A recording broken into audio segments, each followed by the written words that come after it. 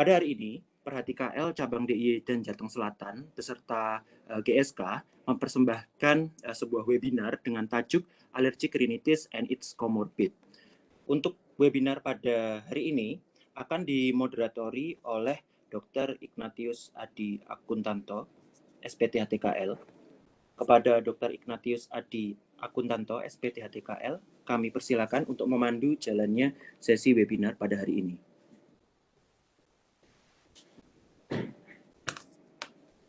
Ya, terima kasih kepada Dr. Syafiq. Selamat pagi, salam sejahtera untuk kita semuanya. Yang saya hormati Dr. Siswanto Sastrowiyoto, SPTHTKL, Dr. dan Dr. Anton Budi Darmawan, dan seluruh hadirin sejawat sekalian. Kami sampaikan di acara webinar Allergic Rhinitis and its Comorbid yang kali ini terselenggara berkat kerjasama dari Perhati KL DIY Jateng Selatan dan sponsor utama acara PT GSK. Sejawat sekalian, pada pagi yang berbahagia ini akan ada 3 pembicara yang luar biasa yang akan menyampaikan materi-materi yang tentu saja sangat menarik, yang semoga dapat menambah ataupun setidaknya merefresh kembali pengetahuan-pengetahuan yang telah sejawat dapatkan sebelumnya. Pembicara pertama, nanti pada materi pertama adalah Dr. Siswanto Sastrowiyoto, spesialis THTKL konsultan magister hukum, yang akan membawakan materi potensial ethical dilemma. Sementara itu pembicara kedua adalah Dr. Kartono, spesialis THTKL konsultan, dengan topik The Role of Allergic Rhinitis in Upper Respiratory Chronicity. Sementara itu, materi ketiga atau materi terakhir dengan top Management of Allergic Rhinitis and its Complication, a Study of Complication Otitis Media with Effusion, akan dibawakan oleh pembicara ketiga, Dr. Anton Budi Darmawan, MKes, spesialis THTKL konsultan.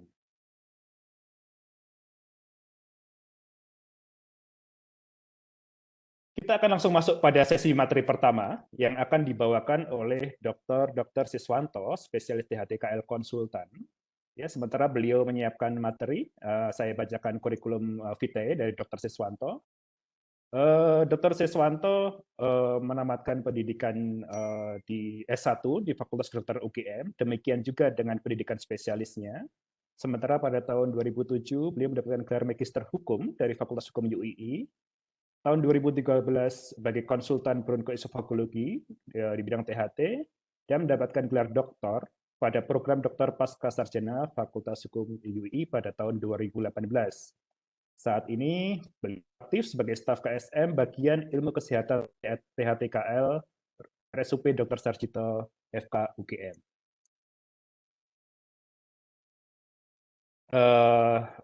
Dengan tidak berlama-lama, saya persilahkan kepada Dr. Siswanto untuk menyampaikan materinya. Kami persilahkan, Dok.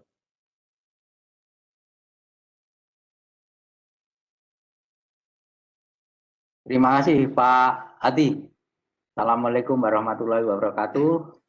Selamat pagi semuanya, teman-teman sejawat THT, baik itu yang alumni UGM di luar UGM, seluruh Indonesia. Kita pada pagi hari webinar dengan menyampaikan potensial ethical dilemma. Slide, Mas.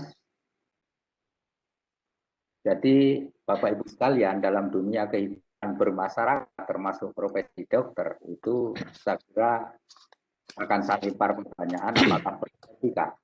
Ternyata perlu dan malah suatu keharusan. Jadi kita harus dengan dokter itu justru profesi yang paling tua, kemudian punya etika. Pada waktu mau dilantik menjadi dokter, kita juga harus sumpah dokter, itu banyak mengandung etikanya. Terus Mas, jadi etika tempat ladang hukum ditemukan. Bahkan juga dikatakan sumber hukum. Ada yang mengatakan lagi di atas hukum.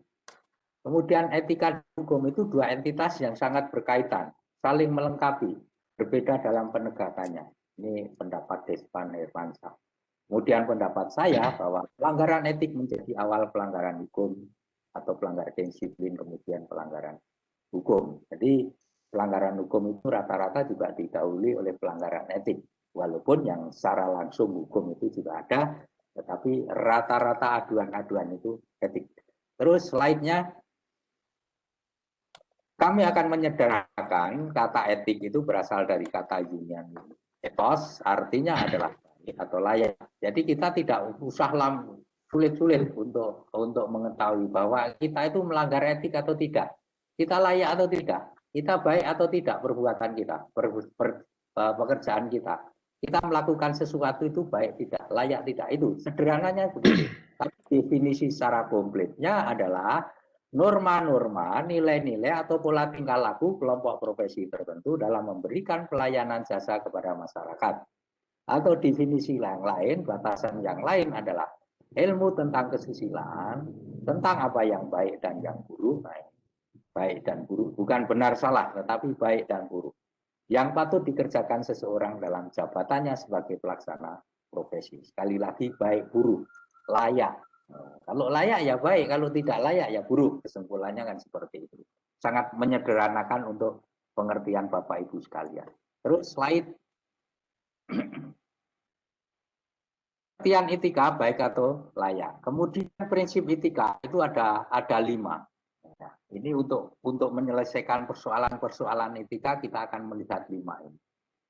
Yang jelas adalah non-malefisient. Ini tidak merugikan.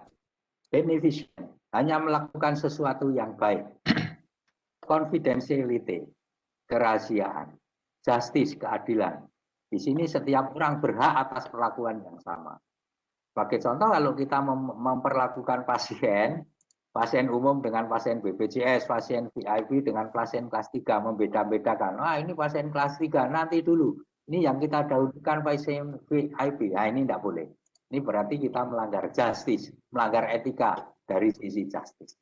Fidelity, dibutuhkan individu untuk menghargai janji dan komitmen. Kalau kita janji praktek, nah ini kita kadang-kadang melanggar apakah ini dilema atau tidak. Sebetulnya ya dilema etik. Kita Pak Adi itu misalnya praktek di suatu rumah sakit swasta, jamnya itu terpampang jam 11 sampai jam 12. Tapi jam 12:15 baru datang. Ini sudah melanggar janjinya, melanggar komitmennya. Kalau kita paham etik, pasien itu paham etik, itu sudah kita ditegur.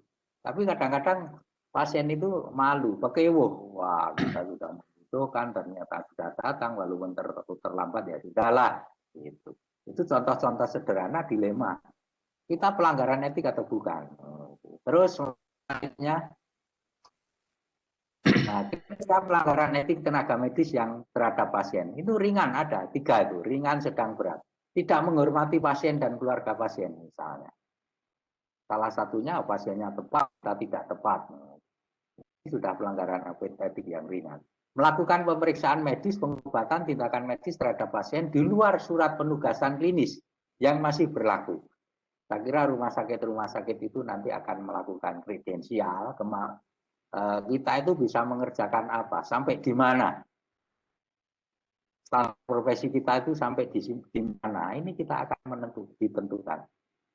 Jadi kompetensi saat kredensial. Melakukan pelayanan secara diskriminatif, dalam hal ini SARA, sosial ekonomi. Wah, tadi pasien kelas 3.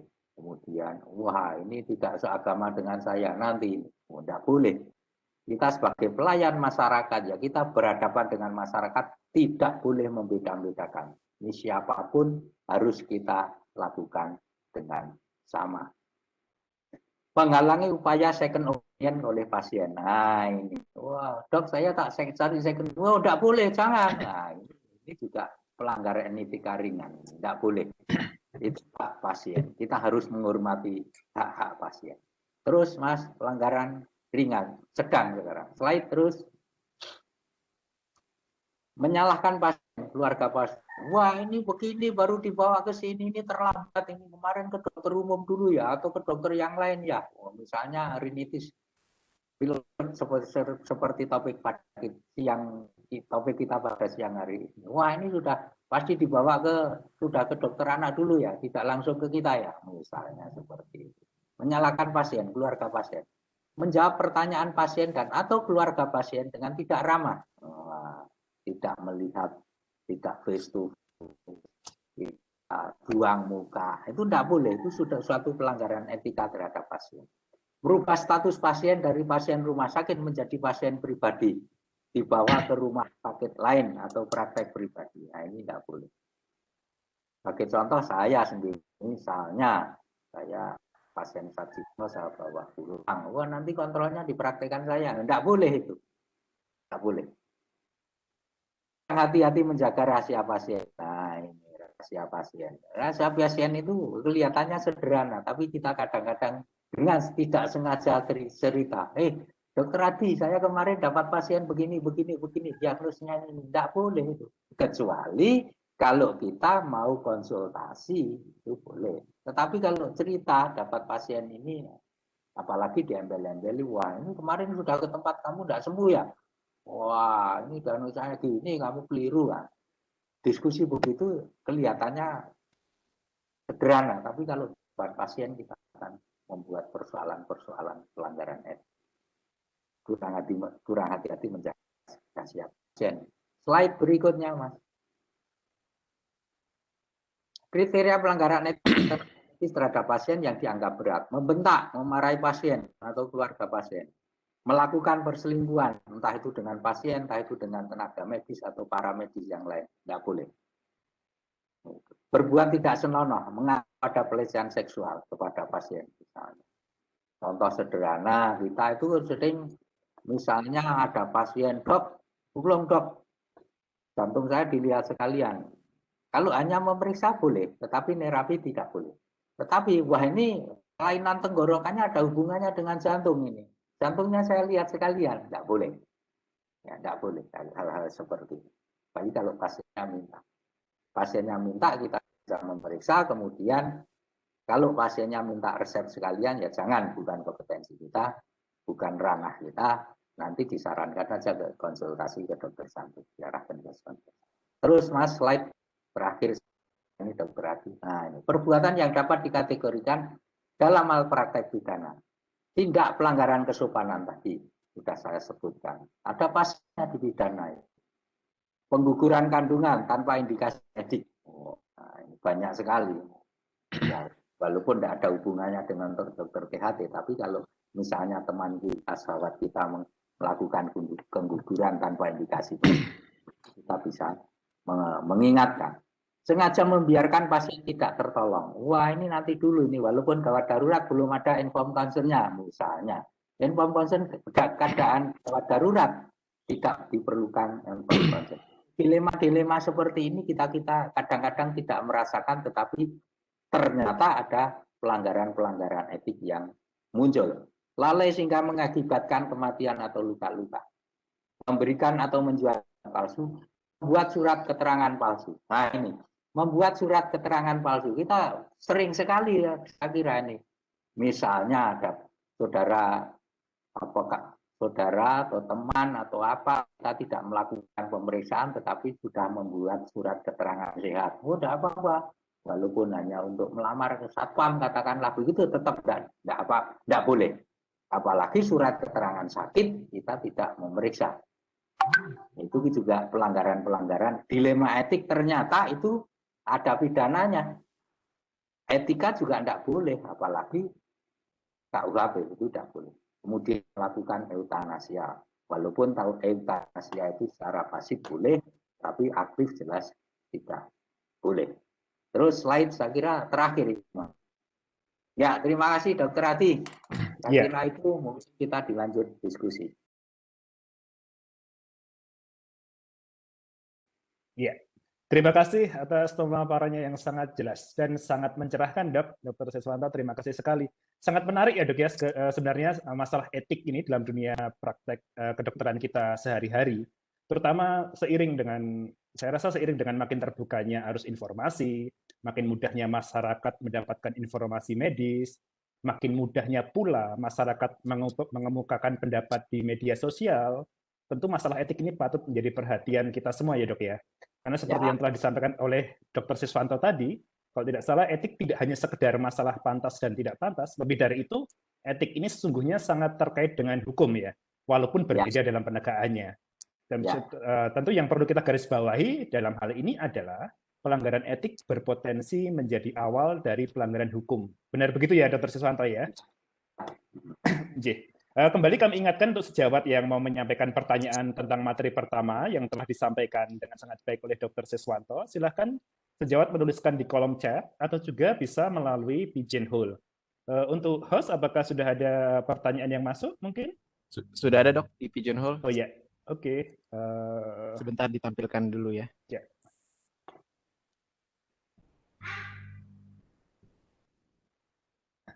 Sambil menunggu pertanyaan dari sejawat, Dr. Siswanto, mungkin Dr. Siswanto bisa sharing kepada kami kasus-kasus pelanggaran etik yang Dr. Siswanto sejauh ini pernah temui, faktor yang dominan mendorong seorang tenaga medis melakukan pelanggaran itu apa aja, Dok? Karena sejauh yang saya tahu ada banyak faktor, misalnya motivasi uang, atau mungkin personalitinya sendiri dari tenaga medis tersebut, atau mungkin beban kerja yang berlebihan yang membuat lelah fisik dan psikis. Mungkin Dr.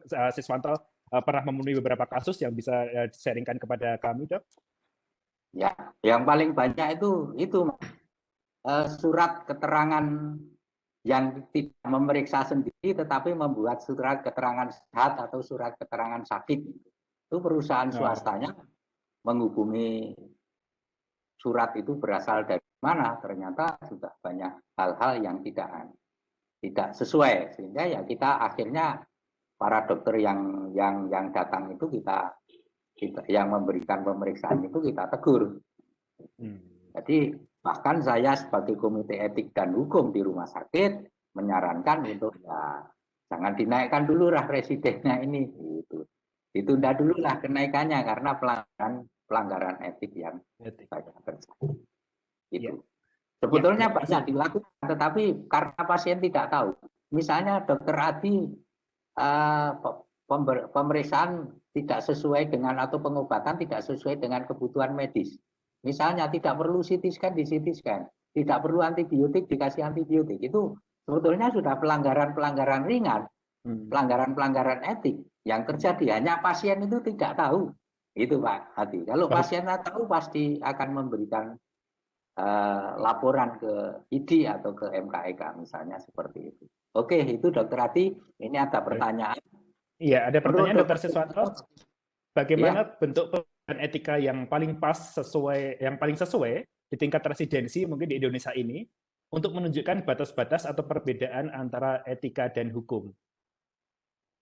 Jadi dalam hal ini, sekarang utamanya Fakultas Kedokteran kita, Fakultas Kedokteran Universitas Gadjah Mada, itu S1 sudah diberikan mata pelajaran etika. Kemudian sebelum koas diberi bekal lagi. Koas diberi, mau dilantik diberi bekal lagi. Ya, itu hanya bekal-bekal seperti itu. Kemudian residen itu juga di bekal-bekal seperti itu terakhir untuk ya paling tidak meminimalisir hal-hal yang tidak kita harapkan terjadi, walaupun masih kadang-kadang ada, tapi kita sebagai yang dituakan berusaha untuk meminimalisir keadaan seperti itu. Begitu Dokter Adi. Ya, terima kasih Dr. Siswanto. Jadi mungkin pembekalan itu sudah ada semenjak dari S1, sampai dari koas, sampai mungkin pada tahap tingkat residensi. Cuman terkadang saja mungkin setelah tingkat residensi bekalnya habis ya Dok ya? Ya. Oke, ada pertanyaan lagi dari host mungkin yang bisa ditampilkan? Pertanyaan lagi Dok, satu era telemedicine seperti sekarang ini yang mungkin akan ke depannya kita tidak tahu, mungkin bisa berkembang lebih jauh lagi. Seberapa jauhkah kita sebagai dokter THT untuk bisa ikut berperan? Seberapa besar batasan kita dalam melakukan pelayanan ini, Dok? Ya, ini mungkin pertanyaan sebenarnya ini mewakili banyak pertanyaan dari banyak sejawat THT mungkin, Dok. Ini bagus pertanyaannya, monggo Dokter. Kalau saya sendiri, Pak Adi, ya, kalau saya sendiri membaca peraturan Menteri Kesehatan mengenai telemedicine, ya, peraturan Menteri Kesehatan mengenai telemedicine ada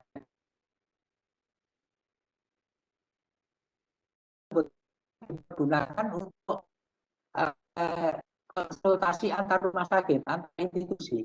Jadi bukan antar pasien dengan dokter. Pada prinsipnya kalau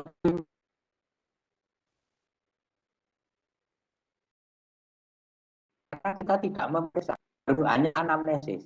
Padahal kita tahu bahwa anamnesis dan pemeriksaan yang cermat kita bisa menilai 70 sampai 80% diagnosis. Jadi sekali lagi aturan Menteri Kesehatan itu mengatakan telemedicine untuk konsultasi secara jarak jauh.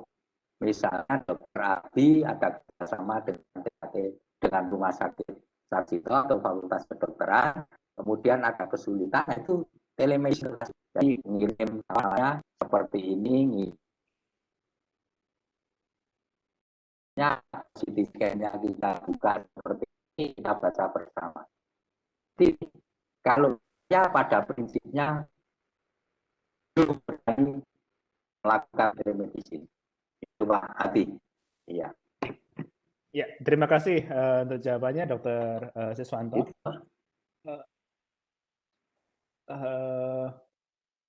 Ada selanjutnya lagi mungkin dari host yang bisa ditampilkan?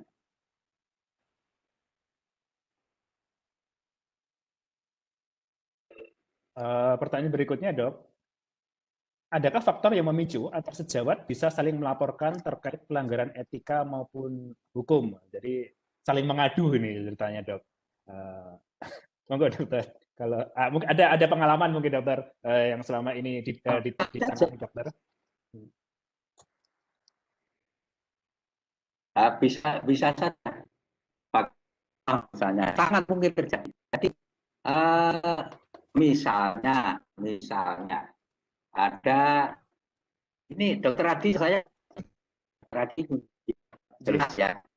Dokter Adi ada kesulitan terhadap pasien, kemudian dikonsultasikan ke saya. Akhirnya, oh ya, sudah, itu Dokter Adi itu murid saya, udah sekarang saya yang nangani. Itu tidak boleh. Mengatakan itu tidak boleh.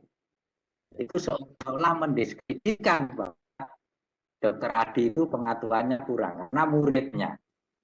Kemudian kalau ini masih tidak menerima, kemudian Dokter Adi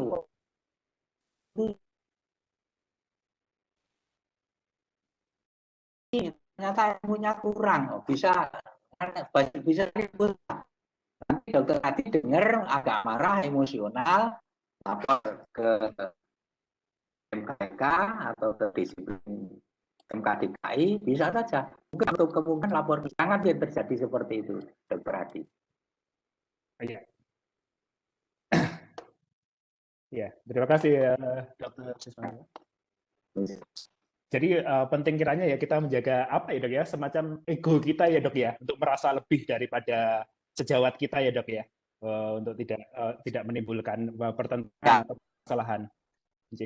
Selanjutnya banyak pertanyaan ini, Dok. Yang pertama, bagaimana dengan pasien yang kita anggap tidak kooperatif? Apakah menjadi masalah bila kita memutuskan hubungan dokter pasien? Nah, mungkin ini dia tahu pasien A ini selalu rewel atau selalu susah untuk ditangani atau maunya banyak, misalnya seperti itu. Akhirnya dokter itu memutuskan tidak mau menerima pasien tersebut. Mungkin seperti itu yang menjadi gambaran dari pertanyaan ini. Dokter Siswanto, monggo, Dok.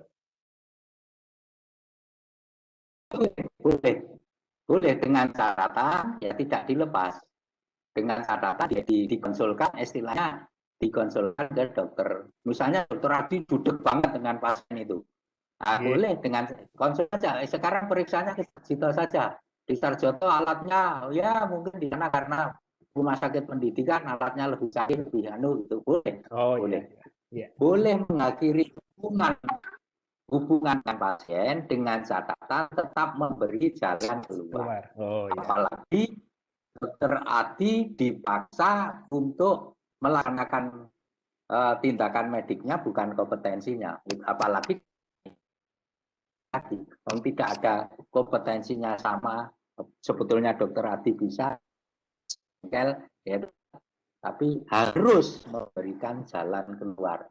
Jalan keluar kemana? Ke dokter itu lebih itu. Memang lebih subspesialisnya lebih ini dan sebagainya. Itu boleh, Pak. Iya, ya. Jadi artinya tidak boleh ya kita ada gambaran misalnya, pasien sudah menunggu di luar poli nih, kita serta-merta menolak untuk menjumpai pasien tersebut, tapi kita terima, lalu kita arahkan mungkin ke dokter yang lain, begitu ya dok ya, misalnya ya Iya, dok ya? iya, Iya. iya, iya. Oke, begitu mungkin untuk menjawab pertanyaan dari tanpa nama ini tadi. Ada pertanyaan lagi mungkin dari host yang bisa ditampilkan? Oh ya. Ini tentang vaksin COVID, dok, yang ada beberapa yang masih menganggap sebagai pro kontra. Bagaimana menanggapi isu kewajiban vaksin COVID-19 terkait pelanggaran HAM dan etika medis? Ya. Oke, jadi vaksin itu ya memang tidak mau itu boleh secara etika boleh, tetapi istilahnya kita menghormati otonomi pasien. Tetapi otonomi itu akan gugur karena ada kepentingan yang lebih tinggi. Apa kepentingan yang lebih tinggi? Ya, kepentingan pemerintah untuk membuat herd immunity. Itu. Jadi sebetulnya memaksa itu dikatakan melanggar HAM, tetapi kalau itu bisa digugurkan dengan adanya kepentingan yang lebih tinggi. Jadi hak asasi manusia itu bisa digugurkan adanya kepentingan yang lebih tinggi. Sehingga bisa dipaksa, bukan ya dipaksa, diharuskan untuk imunisasi. Jadi menanggapi kewajiban vaksin COVID itu wajib. Hak kewajiban masyarakat, kewajiban pemerintah juga mempunyai hak untuk melaksanakan. Walaupun haknya pasien bisa menolak, tetapi hak itu bisa digugurkan karena ada kepentingan yang lebih tinggi. Kepentingan yang lebih tinggi adalah masyarakat biar tidak tertular oleh penyakit COVID itu. Itu Pak Adi. Ya, terima kasih dok. Jelas sekali ya. Jadi kaitan antara kewajiban vaksin dengan hak asasi, termasuk juga etika medis di sini. Ya, masih ada waktu mungkin host untuk pertanyaan? Sudah dok, sudah semua dok. Ya, terima kasih sekali Dr. Siswanto untuk materinya ini yang sangat menarik, sangat menarik. Yang kadang kita abaikan masalah etik ini, tapi sekali lagi yang tadi saya garis bawahi ini kaitannya erat ya dari awal dari pelanggaran hukum. Jadi mohon mungkin kita semua lebih memperhatikan etik ini, mungkin saling mengingatkan sehingga tidak mungkin terperosok lebih lanjut ya. Terima kasih sekali lagi Dr. Siswanto. Pertanyaan sesi tanya jawab untuk sesi pertama Dr. Siswanto kami cukupkan sekian karena kebetulan juga Dr. Siswanto hari ini sedang memiliki jadwal yang cukup padat sehingga harus meninggalkan acara webinar pada sesi yang pertama ini. Terima kasih.